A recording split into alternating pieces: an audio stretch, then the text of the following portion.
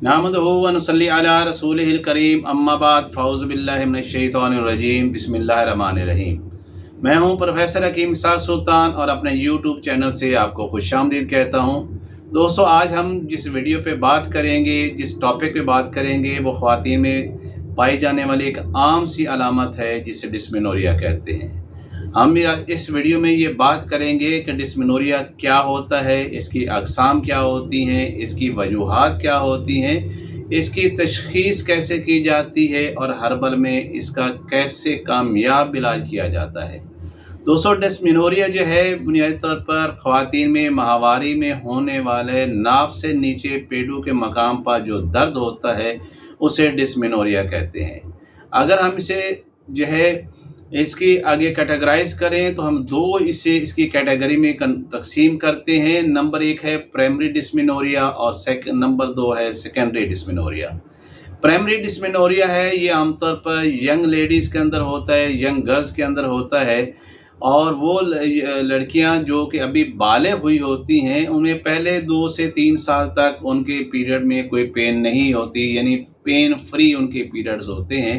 उसकी वजह ये होती है कि उनका हाइपोथैलेमस और पिट्यूटरी ग्लैंड अभी प्रॉपर तौर पर डेवलप नहीं होता और वो अपने हार्मोन्स भी प्रॉपर रिलीज़ नहीं कर रहा होता, जिसकी वजह से लेडीज़ के अंदर जो ओवुलेशंस होती है, यानी एग जो है उसकी फॉर्मेशन होती है और वो ओवरी से डिस्चार्ज होता है, इसलिए उन्हें ये पीरियड के दौरान पहले 3 साल में पेन नहीं होती। हाँ, 3 साल के बाद जो है उनको पीरियड जो है वो उसमें पेन आना शुरू हो जाती है, लेकिन ये पेन भी बहुत ही नॉमिनल किस्म की होती है, ज़्यादा तकलीफ़देह नहीं होती और ये आमतौर पर पीरियड स्टार्ट होने के तकरीबन 24 घंटा पहले ये स्टार्ट होती है और पीरियड के 2-3 दिन के अंदर ये ख़त्म हो जाती है। और इसके अंदर जो है यूट्रस के अंदर किसी भी किस्म की कोई पैथोलॉजी नहीं होती, यानी किसी किस्म की एबनॉर्मेलिटी नहीं होती, यूट्रस में के अंदर किसी तरह की ख़राबी नहीं होती। जबकि सेकेंडरी डिस्मेनोरिया जो है ये ख़वातीन को ये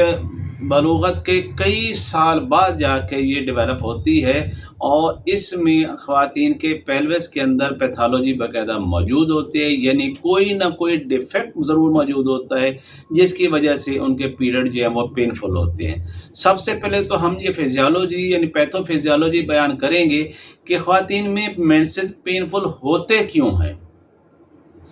दोस्तों, ख़वातीन के जो मेंस्ट्रुअल साइकिल है इसके 2 फेज़ होते हैं। फर्स्ट फेज़ के अंदर जो है इनके फॉलिकल जो हैं वो ग्रो कर रहे होते हैं और जब ग्रोइंग फॉलिकल जो होते हैं वो एक हार्मोन्स डेवलप करते हैं जिन्हें हम एस्ट्रोजन कहते हैं और इस एस्ट्रोजन हार्मोन का काम ये होता है कि पेल्विस की सबसे अंदरूनी जो लेयर है जिसे एंडोमेट्रियम कहा जाता है वहाँ पर ब्लड फ्लो को करना और उसकी थिकनेस को बढ़ाना, ताकि जब एग फर्टिलाइज हो के यहाँ पर प्लांट इम्प्लांट हो तो उसको प्रॉपर तौर पर डाइट मिल सके और न्यूरिशमेंट उसकी हो। और सेकेंड जो इसका फेज़ होता है कि जिस वक्त फॉलिकल जो है जिसे हम ग्राफिन फॉलिकल्स कहते हैं, जब वो रप्चर होता है और उसमें से एग रिलीज़ होता है और वो फैल्लोपियन ट्यूब्स के अंदर चला जाता है, तो उस वक्त बाकी जो ग्राफिन फॉलिकल्स है उसमें जो उसके बाकियात बचते हैं उसे कहते हैं कार्पस ल्यूटम। ये कार्पस ल्यूटम जो एक हार्मोन एक्सक्रीट करता है जिसे कहते हैं प्रोजेस्टेरोन हार्मोन और ये प्रोजेस्टेरोन हार्मोन जो है ये भी एंडोमेट्रियम की जो लेयर है उसके अंदर ब्लड वेसल्स को डेवलप करता है, वहाँ पर ब्लड फ्लो को मेंटेन करता है ताकि जब एग जो है वो फर्टिलाइज होकर जिस वक्त वो एंडोमेट्रियम में आकर ये इम्प्लांट होता है और वो जाइगोट बन जाता है और जाइगोट से वो आगे जो है डेवलप करता हुआ फीटस यानी बच्चे तक पहुंचता है, तो उस वक्त तक जो है ये एस्ट्रोजन हार्मोन जो है वो डेवलप होता रहता है और ये प्रोजेस्टेरोन हार्मोन जो है वो डेवलप होता रहता है। और ये प्रोजेस्टेरोन हार्मोन जिस वक्त जाइगोट यूट्रस के अंदर आके इम्प्लांट होता है तो वहाँ पर प्लेसेंटा बनता है जिसे हम मशीमा या आंवल कहते हैं, तो वो भी प्रोजेस्टेरोन हार्मोन जो है वो रिलीज़ करना शुरू कर देता है। लेकिन अगर जो है वो एग जो है वो फर्टिलाइज ना हो तो फिर क्या होता है कि 10 दिन के बाद, ओवुलेशन के 10 दिन के बाद कार्पस ल्यूटम जो है वो डेड हो जाता है। और जब कार्पस ल्यूटम डेड होता है तो ज़ाहिर है कि वो जो हार्मोन प्रोजेस्टेरोन जो है वो प्रोड्यूस कर रहा था, उसका लेवल डाउन होना शुरू हो जाता है। जब प्रोजेस्टेरोन का लेवल डाउन होता है तो यूट्रस के एंडोमेट्रियम से एक और हार्मोन्स डेवलप होता है जिसे कहते हैं प्रोस्टाग्लैंडिन। ये प्रोस्टाग्लैंडिन हार्मोन जो है इसलिए प्रोड्यूस होता है कि जिस वक़्त यूट्रस जो है उसमें जो है एम्ब्रियो आके इम्प्लांट नहीं हुआ, प्रेगनेंसी नहीं हुई और उसके बाद उसकी शेडिंग शुरू हो जाती है और वो एंडोमेट्रियम है वो मेंसेस की सूरत में जिस्म से खारिज होती है, इन यूट्रस से खारिज होती है। तो प्रोस्टाग्लैंडिन जो है वो दरअसल उस वक़्त यूट्रस को कॉन्ट्रैक्ट करता है। यूट्रस के जो मस्कुलर लेयर है जिसे हम मायोमेट्रियम कहते हैं, जो एंडोमेट्रियम से अंदर के लेयर है उसको कॉन्ट्रैक्ट करता है। अगर वो कॉन्ट्रैक्ट ना करे तो ये ब्लीड हो ही ना सके, क्योंकि ज़ाहिर है ब्लीड तो यूट्रस के अंदर हो रहा है और उसको खारिज करने के लिए भी तो कॉन्ट्रैक्शन चाहिए, वो करता है प्रोस्टाग्लैंडिन। ये प्रोस्टाग्लैंडिन जो है इसमें ये है कि ये पेन प्रोड्यूसिंग हार्मोन्स होता है। ये पेन प्रोड्यूस करता है जिस वक़्त ये मायोमेट्रियम को कॉन्टैक्ट करता है तब भी यूट्रस के अंदर जो पेन होती है, और जब ये मायोमेट्रियम को कॉन्टैक्ट करता है तो उसके अंदर जो ब्लड वेसल्स होती हैं वो भी नैरो हो जाती हैं और इस तरह मायोमेट्रियम के अंदर इस्केमिक कंडीशन हो जाते हैं, यानी ब्लड की कमी हो जाती है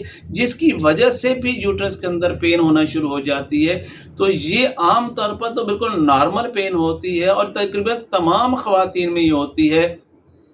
चाहे वो मैरिड हों या अनमैरिड हों, सब में होते हैं। लेकिन ये इतनी ज़्यादा नहीं होती कि वो बर्दाश्त ना हो सके। लेकिन ये होता है कि अगर किसी वजह से ये प्रोस्टाग्लैंडिन जो है उसका लेवल बढ़ जाए तो फिर ज़ाहिर कॉन्ट्रैक्शन भी बहुत ज़्यादा हो जाएगी और इसके अंदर पेन भी ज़्यादा हो जाएगी। और यही वो वजह होती है कि कुछ ख़वातीन के अंदर पेन जो होता है मेंसेस के दिनों में कम होती है और कुछ ख़वातीन को जो है मेंसेस के दिनों में पेन ज़्यादा होती है। और ये डिपेंड कर रहा होता है कि उनके अंदर प्रोस्टाग्लैंडिन हार्मोन जो है वो कितनी ज़्यादा मिकदार में प्रोड्यूस हो रहा है। जैसे मैंने पहले बताया कि जो प्राइमरी डिस्मेनोरिया है वो आमतौर पर यंग लेडीज़ के अंदर, यंग गर्ल्स के अंदर होता है और उसमें इतना पेन नहीं होता। लेकिन अगर उसके अंदर भी किसी किस्म का कोई डिफेक्ट पैदा हो जाए, यानी उसके अंदर भी कोई नुक्स पैदा हो जाए, कोई पैथोलॉजी पैदा हो जाए, तो उस वजह से भी ये यंग लेडीज़ जो होती हैं उनके अंदर पेन ज़्यादा होना शुरू हो जाती है। लेकिन आम तौर पर ये बहुत ही कम होती है। लेकिन कुछ लड़कियों के अंदर या ख़वातीन के अंदर इतनी ज़्यादा हो जाए कि स्कूल जाने वाली लड़कियां या कॉलेज जाने वाली लड़कियां कॉलेज ना जा सकें, अपना होमवर्क ना कर सकें, वर्किंग लेडी जो है वो अपनी जॉब पे ना जा सकें और हाउस होल्ड वाइफ जो है वो घर का काम ना कर सकें बल्कि उन्हें रेस्ट करनी पड़े, तो इसे कहते हैं हम डिस्मेनोरिया। और सेकेंडरी डिस्मेनोरिया की हम बात करें तो उसमें मैंने जैसे पहले कहा है कि पेल्विस के अंदर बाकायदा पैथोलॉजी होती है, यानी पेल्विस में कोई ना कोई ऐसा नुक्स ज़रूर होता है, कोई ना कुछ ऐसी एबनॉर्मलिटी ज़रूर होती है जिसकी बेस के ऊपर जो है वो शदीद किस्म का डिस्मेनोरिया होता है, शदीद किस्म के पेनफुल मेंसेस होते हैं। और ये मेंसेस जो पेन जो है आमतौर पर जो पीरियड होते हैं उनके स्टार्ट होने से 1 हफ्ता पहले स्टार्ट हो जाते हैं और ये पेन इतनी सीवियर होती है कि लेडीज़ को पीरियड स्टार्ट होने से पहले ही पेन किलर लेनी पड़ती हैं, लेकिन फिर भी पेन क्लियर नहीं होती। लेकिन जैसे पीरियड स्टार्ट होती है और जब पीरियड का फ्लो जो है, ब्लड का फ्लो अपने पीक पे होता है, तो ये पेन भी जो है वो भी अपने पीक की चली जाती है और इवन के पीरियड ख़त्म होने के बाद में भी ये पेन होती रहती है। अगर हम इनकी वजूहात को देखें तो सबसे कॉमन जो वजह होती है वो PID होती है,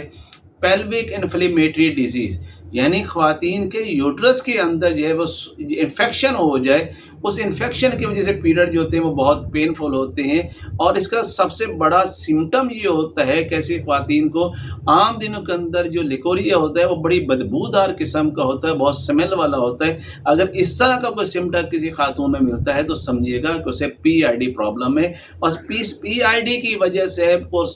जो है प्रोस्टाग्लैंडिन जो है वो ज़्यादा मिकदार में पैदा होता है और वो पेन की वजह बनता है। कुछ ख़वातीन के अंदर एंडोमेट्रियोसिस पैदा हो जाता है। तो एंडोमेट्रियोसिस बेसिकली एक ऐसी कंडीशन है, यूट्रस के अंदर तो एंडोमेट्रियम होता ही होता है, लेकिन अगर ये एंडोमेट्रियम यूट्रस से बाहर भी ग्रो कर जाए, जैसे कि फैलोपियन ट्यूब में आ जाती है, ओवरीज में आ जाती है, या पेल्विस के अंदर किसी भी हिस्से पे डेवलप हो जाए, तो जिस वक्त पीरियड स्टार्ट होते हैं तो एंडोमेट्रियम की जो शेडिंग होती है, जहाँ से ब्लीड होता है, अब यूट्रस से तो चूंकि रास्ता है उससे ब्लड बाहर आ रहा होता है, लेकिन अगर ये फैलोपियन ट्यूब और ओवरीज के अंदर जब ये एंडोमेट्रियम डेवलप होती है और वहाँ से जब ब्लीडिंग होती है, तो वो ब्लीडिंग बाहर नहीं आती बल्कि वहाँ पर रुकना शुरू हो जाती है। यही वजह है कि जैसे जैसे ये पीरियड जब होते जाते हैं, उसके साथ साथ ये पेन भी बढ़ती चली जाती है, और आमतौर पर ये उम्र के बढ़ने के साथ साथ अगर ये एंडोमेट्रियोसिस भी डेवलप होता जाए तो फिर पेन ज़्यादा होना शुरू हो जाती है। तीसरी इसकी वजह ये होती है एडिनोमायो जो है मायोसिस है। इसके अंदर क्या होता है, एंडोमेट्रियम जो है वो जो मायोमेट्रियम है उसके अंदर डेवलप हो जाती है। अब इसमें क्या होता है कि चूंकि अंदर मायोमेट्रियम के अंदर भी एंडोमेट्रियम डेवलप हो गई है, तो जब ब्लीडिंग होती है तो पेल्विस की जो एंडोमेट्रियम वहाँ से ब्लीडिंग तो हो गई, लेकिन जो मायोमेट्रियम के अंदर ब्लीडिंग होती है वो वहाँ पर पॉकेट्स में डिपॉजिट होने शुरू हो जाती है। यही वजह है कि जो इस किस्म की तकलीफ होती है उसमें एक तो हैवी मेंसेस होते हैं और बहुत ज़्यादा पेनफुल भी होती है। और तीसरी बड़ी वजह इसकी पीसीओएस या पीसीओडी होती है, जिसमें ओवरीज के अंदर जो है वो पॉलीसिस्टिक ओवेरियन डिजीज या वो जैसे पैदा होते हैं, तो उस वजह से भी जो एंडोमेट्रियम है उसके अंदर प्रॉब्लम आ जाती है और पेनफुल पीरियड्स होते हैं, और समटाइम क्लॉटेड पीरियड होते हैं, काले रंग के जमे हुए होते हैं, और समटाइम एक माह में दो दफ़ा या तीन दफ़ा भी पीरियड आते हैं, जिसमें ब्लीडिंग कम होती है और पेन जो होते हैं वो बहुत ज़्यादा हो रही होती है। कुछ ख़वातीन ऐसी होती हैं जो चूँकि हमल से बचने के लिए कॉप्टी रखवा लेती हैं, तो उस कॉप्टी की इन्फेक्शन अंदर जब हो जाती है तो उस वजह से भी पीरियड्स बहुत ज़्यादा पेनफुल होती हैं। और कुछ ख़वातीन के अंदर फैब्राइड्स की वजह से या पोलिप्स की वजह से जो है उनमें पेन ज़्यादा होती है, क्योंकि फैब्राइड या पोलिप्स की वजह से भी तो बेसिकली ये जो हार्मोन जिसे हम प्रोस्टाग्लैंडिन कह रहे हैं ये मिकदार में ज़्यादा पैदा होता है और इसके नतीजे के अंदर पेनफुल पीरियड्स होते हैं। अगर हम बात करें इलाज की तो प्राइमरी डिस्मेनोरिया है आमतौर पर लड़कियों में शादी के बाद और बच्चा पैदा होने के बाद तो ऑटोमेटिकली ये कम हो जाता है,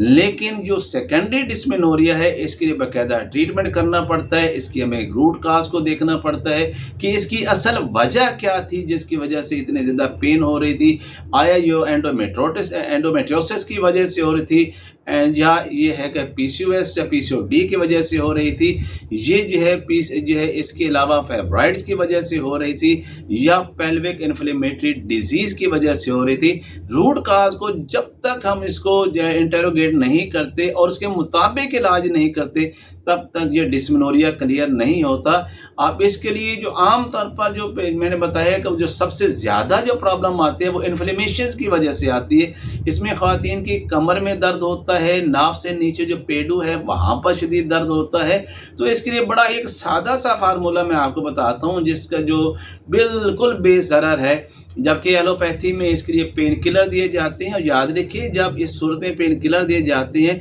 तो उसका मतलब क्या होता है, जो spasmodic effect of the uterus है उसको कम किया जाता है। जिस वक्त आप उसका जो है स्पास्मोडिक जो कॉन्ट्रैक्शंस है जब उसको कम करेंगे तो क्या होगा, पीरियड भी स्टॉप हो जाएंगे। इस तरह अगर हार्मोनल इसको ट्रीटमेंट दिया जाएगा तो क्या होगा कि सम टाइम ऐसा होता है कि आपका अपना बॉडी का जो हार्मोन्स की जो प्रोडक्शन होती है वो भी बंद हो जाती है और इस तरह आपके पीरियड आना भी बंद हो जाते हैं। लेकिन हर्बल का जो तरीके इलाज है वो बड़ा ही नेचुरल है, उसमें आपके पीरियड्स भी आते रहते हैं, उसका फ्लो भी नॉर्मल होता है और बियरेबल जो नॉर्मल सा जो है पेन होता है वो होता है। यानी ये बेसिकली ये जो है पेल्विक इन्फ्लेमेटरी डिजीज़ को क्लियर कर देता है, सोजिश और वर्म को क्लियर करता है। क्योंकि सोजिश और वर्म अगर हम तिब के हिसाब से देखें तो क्यों होता है, वो ख़वातीन जो बहुत ज़्यादा गर्म ग़िज़ाओं के इस्तेमाल करते हैं, फास्ट फूड्स के इस्तेमाल करते हैं, अंडे के इस्तेमाल करते हैं, कैफ़ीन के इस्तेमाल करते हैं, चाय का बहुत ज़्यादा इस्तेमाल करती हैं, इन ख़वातीन के अंदर इसकी वजह से सफ़रा की मिक़दार बढ़ जाती है, इनके अंदर गर्मी बहुत ज़्यादा हो जाती है। जिसकी वजह से इनके रहम के अंदर सोजिश हो जाती है, इनके एंडोमेट्रियम बहुत ज़्यादा इन्फ्लेम्ड हो जाता है और उसके नतीजे के तौर पर जो है ये हार्मोन जो है जो प्रोस्टाग्लैंडिन जो है वो ज़्यादा बढ़ जाता है और यही इस बीमार डिस्मेनोरिया की या पेनफुल पीरियड्स की या दर्द के साथ माहवारी आने की सबसे बड़ी वजह होती है। हर्बल के अंदर जो मैं आपको नुस्खा बता रहा हूँ बड़ा सादा से आपके किचन में तमाम चीज़ें मौजूद होती हैं, वहीं से आपने लेनी है। इसका कहवा बनाना है, हर्बल टी बनानी है, सुबह शाम इस्तेमाल कीजिए। मर्ज़ के मुताबिक 1 माह 2 माह या 3 माह अगर जैसे आप इस्तेमाल करेंगे तो इंशाल्लाह आपके पीरियड बिल्कुल पेन फ्री होंगे। नॉर्मल तो पेन तो होनी ही होनी है, लेकिन वो काबिल होगा ये है बर्दाश्त होगी, क्योंकि प्रोस्टाग्लैंडिन तो पैदा होना ही होना है। अगर वो ना हो तो यूट्रस में कॉन्ट्रैक्शन ही ना हो, यानी इतनी ज़रूर होती है पेन जो कि ख़वातीन अपने सारे काम कर सकती हैं, ऑफिस जा सकती हैं, हाउस वाइफ ये अपना घर का काम कर सकती हैं, स्कूल और कॉलेज यूनिवर्सिटी जाने वाली बच्चियाँ अपने स्कूल क्लासेस अटेंड कर सकती हैं, अपने होमवर्क कर सकती हैं। तो आइए सादा सा नुस्खा और सिंपल सा नुस्खा जो आपके किचन में मौजूद है इसे नोट कीजिएगा और इस्तेमाल कीजिए और इंशाल्लाह इससे आपको बहुत ज़्यादा शफा होगी। नुस्खा क्या है कि 1 चुटकी आपने ज़ीरा सफ़ेद लेना है जो आपके किचन में मौजूद होता है, 1 चुटकी आपने सौंफ लेनी है और 1 सब्ज़ इलायची लेनी है। इन तीनों चीज़ों को आपने 1.5 कप पानी में पकाना है, हल्के आंच पर करें, जब तकरीबन 1 कप रह जाए इससे ठंडा करके फ़िल्टर कर लें। आप चाहें तो इसके अंदर शहद मिला सकते हैं, चाहे तो इसके अंदर चीनी मिला सकते हैं, चाहे तो इसके बगैर मिठास के भी इस्तेमाल कर सकते हैं। सुबह शाम इस्तेमाल कीजिएगा, रेगुलर इस्तेमाल कीजिएगा और पीरियड के दिनों में भी इस्तेमाल कीजिए। इसका कोई आफ्टर इफेक्ट्स आपको नहीं मिलेगा और इंशाल्लाह पहले माह से ही आपका जो पेनफुल पीरियड्स है इसका मसला काफ़ी हद तक कम हो जाएगा। अपने मर्ज़ के मुताबिक इसे 2 से 3 माह भी इस्तेमाल कर सकते हैं। हाँ, अलबत्ता इसके अलावा फाइब्रॉइड्स हो जाते हैं, पीसीओएस हो जाती हैं, पीसीओडी हो जाती हैं, एंडोमेट्राइटिस का इशू आ जाता है। इसके लिए फिर आपको अपने मुआलिज से कंफर्म करना चाहिए, उसे मिलना चाहिए, उसके प्रॉपर तशख़ीस करवानी चाहिए और उसके मुताबिक इलाज करवाना चाहिए। इसके लिए मैं आपको कभी भी नहीं कहूँगा कि आप जो है वो घरेलू टोटके वगैरह इस्तेमाल करें। इसके लिए मुआलिज के जो है रहनुमाई बहुत ज़रूरी है। अगर फिर भी आपको किसी किस्म की कोई प्रॉब्लम इसके मुतल्लिक़ पूछनी हो तो इसी मेरी वीडियोज़ जो है इस कमेंट बॉक्स में जाके अपना सवाल कीजिएगा, मैं इंशाल्लाह उसका बड़ी तफसील के साथ आपको जवाब भी दूँगा। नेक्स्ट आने वाली वीडियो तक के लिए आपसे इजाज़त चाहूँगा। खुदा हाफ़िज़। Thank you very much. Professor Hakim Ishaq Sultan from Lahore.